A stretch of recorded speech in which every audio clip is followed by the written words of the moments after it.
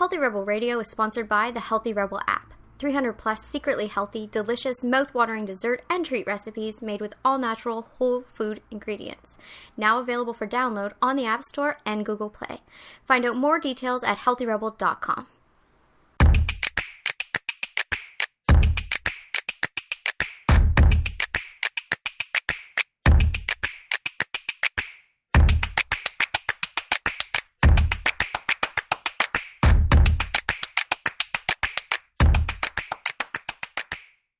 Welcome to Healthy Rebel Radio. I'm your host, Dr. David Deiser. I'm here with my Damien Health Healthy Rebel co-founder, Amy Lane. Good morning. Good morning. Just a few quick health and wellness stories to talk about today.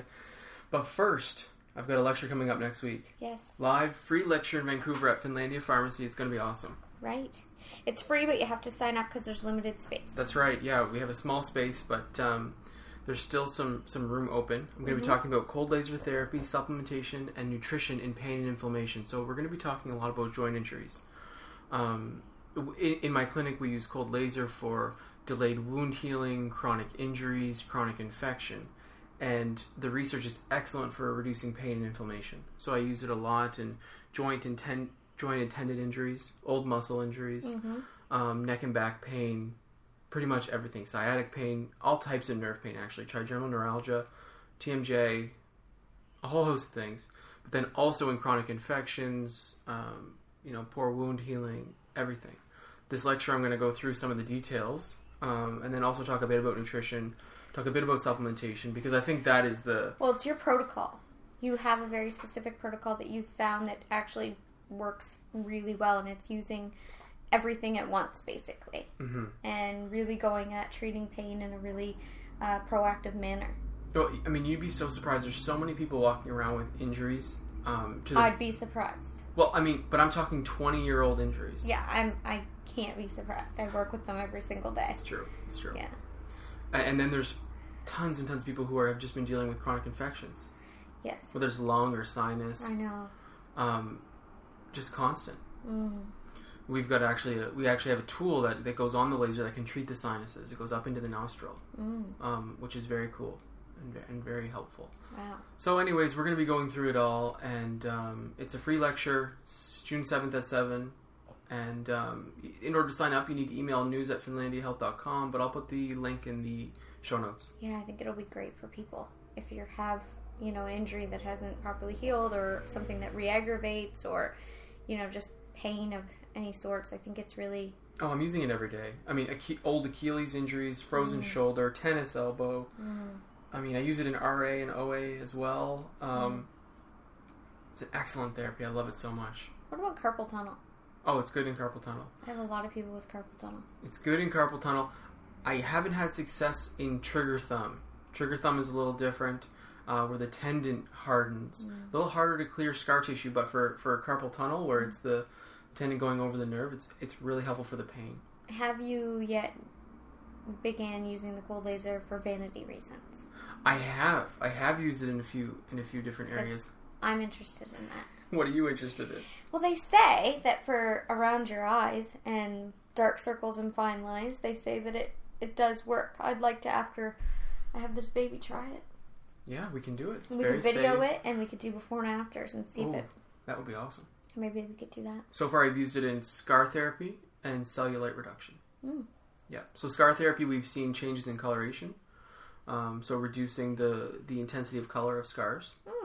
And then in cellulite therapy, I've used it a couple times. Oh, I've also used it in varicose veins, reducing the color in spider veins. I'm just going to make myself a note. Oh, nice.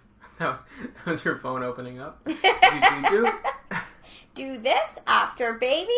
Try it out. Nice. No, but I think we should do some of like those before and after things, like when I do the facial acupuncture, just show what the results are. We could just link it in the show notes. Yeah, for sure. I think it's a great idea.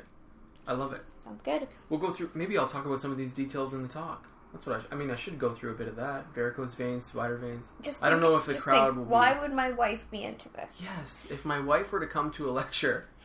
I want to go to this lecture. Why would I'll she be there, hopefully. So, yeah, June 7th at 7, and it's at Finlandia Pharmacy in Vancouver, British Columbia, and, maybe we'll do a show about it as well and give some of the details. Great. The news today, my gosh, health and wellness, it has been quite an intense morning. But we'll start with a light story. Really, this is an awesome story. I love it so much. Dr. Heimlich, the founder of the Heimlich maneuver, which is a therapy for choking. I didn't know he was alive, but he is. He's 96. He's in an old folks home in Cincinnati, I believe.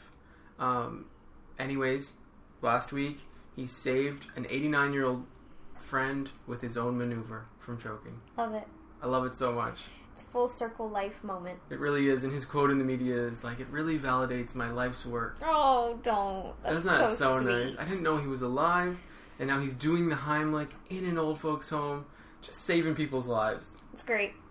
So good. I'm very happy for him. So good. It's an affirmative life moment. Is it ever?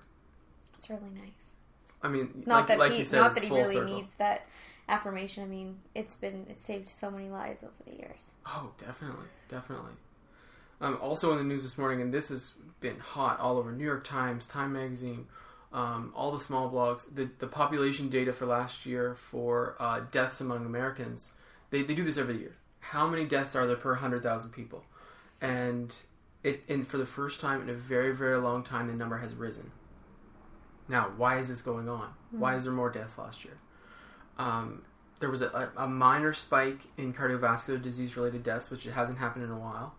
So that's on the radar. But the core things that have pushed the needle have been three distinct things. Alzheimer's disease-related deaths have increased, drug overdoses have increased, and suicide has increased in the last year in the US. The last two don't surprise me. No. I think that prescription drug abuse is completely out of control. I think that, it's just out of control. It is. And this was highlighted in the media a couple weeks ago when there was articles that came out that said, I mean, maybe it's related to the same population data, but articles that came out that said middle-class white Americans, their risk of death has increased. Mm-hmm. And it's because of drug overdose, and it's because of prescription drugs. You can't deny it. It's so scary, and it's so rampant. I don't know. It's really scary. And I don't know what the answer is because there's so much money tied in it. I don't know how it'll be reduced. Well, I mean, your core recommendation behind closed doors has been legalize marijuana. Then we can use marijuana in pain.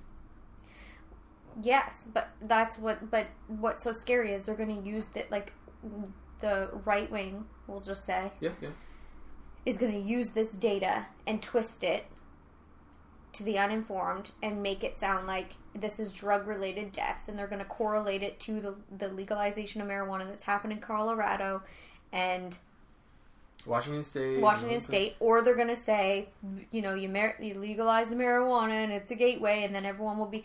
No, what we need to do is we need major restrictions on advertising from these prescription drug companies, limited access, people need to stop writing prescriptions for everybody, and also, humans need to come back to common sense.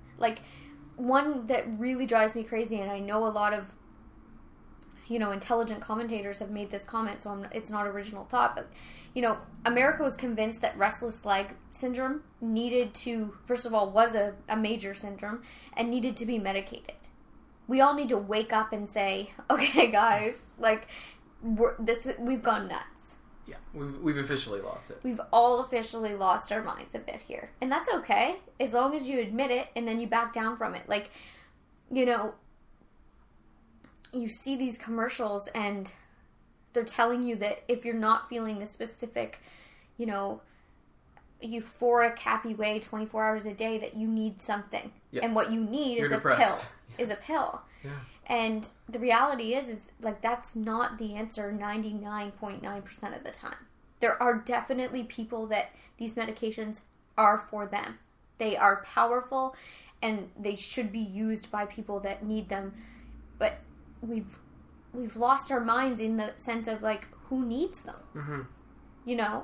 We're prescribing to people that should not be medicated. Medication is powerful. It is a tool, but it is not a lifeblood. It's not a staple. It's not water, food, and medication. It just isn't. Exactly. Well, and it comes full circle because, I mean, there's an increased risk of suicide. Is that related to younger people getting prescribed antidepressants earlier because we know... That is correlated. There's a huge side effect profile. Something I heard actually the other day is the correlation between, we always hear when these mass shootings and these types of things happen that these people are, quote, mentally ill. Mm-hmm.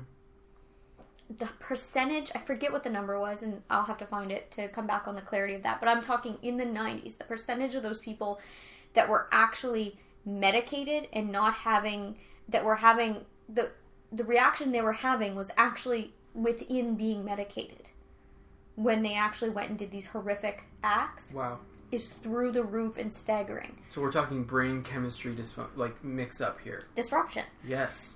And that's why, a lot of the times, like, once they get to court, whatever, they completely look different, their behavior's completely different.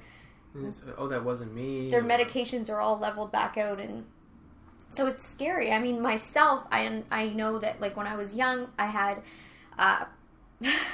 basically PMS, went in to discuss it with a doctor, and she right away wrote me an antidepressant. I went on the antidepressant, and I definitely had darker thoughts than I had before. So I could understand how that could slip off. Aside from the fact that when you take these things and then you, like, say, drink alcohol, which you're not supposed to do, but everybody does it. Mm-hmm. Or you take whatever. Because people start to think that they're just benign. They're nothing. No big deal. It's just scary. And I just think we have to come back to a place of respecting drugs. Oh, I completely agree. The sleep medications that are just doled out if you have a restless night. Like, instead of treating the reason why you can't... Oh, and they knock you out, too. They knock you out, but then for some people, they knock you out consciously, but they wake you physically up, and you're up doing all kinds of weird things. Like, look what happened with Lunesta. People were getting in car accidents in the morning and, like, doing all kinds of funky stuff. Like, like, let's treat why you're having a terrible sleep. Yeah. Like, let's go to root cause. Let's get back to common sense. But I think the only way to do that is if we restrict these drug companies from being the biggest drug dealers of them all. Yeah, no, it's so true. And talking about root cause, I mean, that brings up one of the other core diseases that's, increasing this death toll in the U.S. Alzheimer's disease. We're trying to figure out what the root cause is. We've been talking about this for a long time on this show and personally in our private life for over a year now about, lymphatic system in the brain, immune system in the brain. How is the immune system functioning in the brain? What's it doing? How do we regulate it? Can we alter it? Anyhow, this is obviously, the researchers have been onto this now for a while. So they've started studies with inducing bacterial infections in mice and worms and seeing how plaque buildup occurs in the brain. And then what does the immune system do with that? And what they're seeing is amyloid plaques associated with Alzheimer's are increased, and then in some people, they're not reduced. The immune system fights off the infection, and in doing so, they create these plaques, and then it doesn't flush them out. It doesn't flush them out. So we're saying, is Alzheimer's disease related to infection? Is this a chronic infectious disease? I know. I mean, over the last couple of years, we've been talking a lot about type 3 diabetes, blood sugar damage in the brain from poor glucose control, potentially causing plaque buildup and then subsequent Alzheimer's. Now we're looking more at the infectious disease. Is this what the cause is? Let's get to the root cause, because the numbers are actually pushing the score up. Basically, for every 100,000 people in 2014, 739 people in the U.S. died, and then last year it was like 745, which doesn't look like a lot, but it's statistically significant when you multiply that by 300 million people in the U.S. That's a lot more deaths. So we need to get to root cause, is my point. And for Alzheimer's, we're getting there. This new finding with this increased plaque buildup by chronic bacterial infection in the brain in these animal studies is showing, okay, maybe we can prevent this. Maybe we can create some drugs that could potentially clear plaque quicker because they can fight infection in the brain. We'll see. But it's exciting. This is a... Well, it's that thing about everyone becoming humble and admitting that we don't know everything. Exactly. Exactly. Every generation thinks that we've got it all on lock. We've figured it all out. And we're fortunate we've got PhDs who are so curious. Thank God. You got to be so curious. You have to be you know, able to come outside of yourself and everything you were taught, everything you know, maybe there's something else. That's right. Like, that's the whole thing with discovery. You have to be humble enough to let go of ego, to say, you know, we don't know it all. Mm-hmm. You know, there are going to be generations down the road past us that are like, my gosh, those people. There's going to be things. My gosh, they were eating so much sugar, and they treated animals so terribly. poorly. What was wrong with them? They were just ruining the earth, and then they destroyed our earth. We needed it. They tortured animals. Yeah. And then they ate all this sugar. What was wrong with them? And then they believed these companies that sold them this food as health food. Like, yeah. You wait. Oh, it's gonna be funny. Like, our kids are gonna think we're so ridiculous. Like, it's how it always goes, right? But every generation thinks they know it all. We've done it all. We've seen it all. We've got it all on lock. We know all the information. You know, it's silly. It is. Mm-hmm. It is. There's only one more story that came up this morning that I have to mention. I don't want to spend a lot of time on it, but it's because it threw me. A baby was born in New Jersey with Zika. Sexually transmitted? Like conceived? Well, we found out that that's a way of passing it. I mean, they could have traveled. I don't know where the parents were, but there's been a birth in the U.S. of a baby with Zika virus. So it's like, we got to get it under control. It's got to be controlled now. I'd say it was like HIV, because they're saying it's sexually transmitted, right? Mm-hmm. Yeah. And then if you have conceive a baby with that virus, could your baby could have that virus. Well, yeah, no, what they're so saying is that the baby has the deformity. Oh, no. Yeah, the baby has Zika virus deformity. Sorry, I didn't explain it. The baby has been born with the symptoms of Zika virus. Oh, no. Yeah, no, the kids who are born with it, they're infected, definitely. You're right. Oh, I thought you were just saying... You were thinking about the parents pass it to the kid. Oh, yeah. And that but the kid has symptomology as well. Shoot. Yeah, I know. And then the World Health Organization is saying, don't cancel the Olympics. Go ahead to Rio and all these things. Just make sure you're not conceiving. You know, I don't know. Just terrible advice. I don't know. It's really scary. Infectious disease is the worst. Yeah, it's very scary. It is. I feel for the family and this child, and you know, the whole world really needs to open their eyes to the potential of this type of infectious disease. We have to get behind the researchers. I mean, now they're doing the testing hasn't, in the last couple of months, the testing has just skyrocketed in efficiency. But now we need to stop it where it is. Brazil, I mean, they're having such an uprising in their government that it's really difficult for anything to get done there. Well, the other thing is that there's a lot we still don't know. Like the Zika came out, then we found out, oh, it's correlated to this, it's gone to this. Like we still didn't know how it was even being transmitted at first. We didn't know. We just found out that it was sexually. We didn't know anything. Exactly. We had no idea. We had no clue. I mean, now the answers are coming in, so let's get it figured out. And the governments are working on it. It's just the Brazilian government has been in such a mess that nothing has been able to get done. I meant to say something yesterday, but I didn't. And I just, you know how I get a little compulsive and if I don't say something, it bothers me? Yeah. So, this has nothing to do with Zika. Okay. So yesterday we were having a big conversation about how we are not going to teach our child to chase her passion. Yeah. And we went down the road We were, and that it hurts me to even think of, whatever, go ahead. No, why would it? It's because I have been, we talked about this yesterday, but my path has been, what's your passion? Go for it. Okay. Do it. Yeah, but it doesn't hurt you. You're being dramatic. Oh, yeah. It should hurt you if you don't understand why. We wouldn't teach her that. I'm dramatic, but you know how it is. Okay. Tell me, what were you saying? It does not hurt you. We're going to teach her to follow her dreams and be happy and all that, but what we were speaking of is a specific, live your passion, follow your passion. Yes. And then that lie that kind of is being spread that is kind of misleading. It's taking what is true of, don't live your life in a horrible, miserable way and just shut off your brain and do what you have to do to collect money to just pay your bills and then go to work and the whole thing, whatever. But two examples of people that I was thinking of.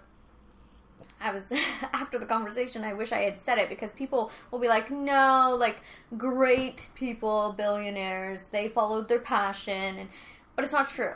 Because two people I thought of right away, and what their passions are. So I was thinking of Mark Cuban. Mm-hmm. Okay? So Mark Cuban's passion, if you asked him, would be the Dallas Mavericks. Oh, yeah. In which he owns.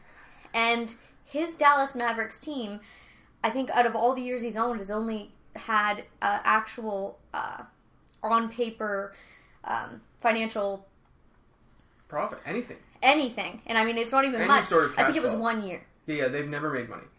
No, I think 1 year they had Okay. a positive cash flow. But I mean, we're talking not enough to feed the kids. No. Kind of deal. Okay? So that's his passion. And he gets to live his passion and follow the team around and go to every game and be in that because he worked his butt off and made the money. Mm-hmm. Okay? So if he followed his dream and his passion and went straight to owning an NBA team, first of all, he couldn't.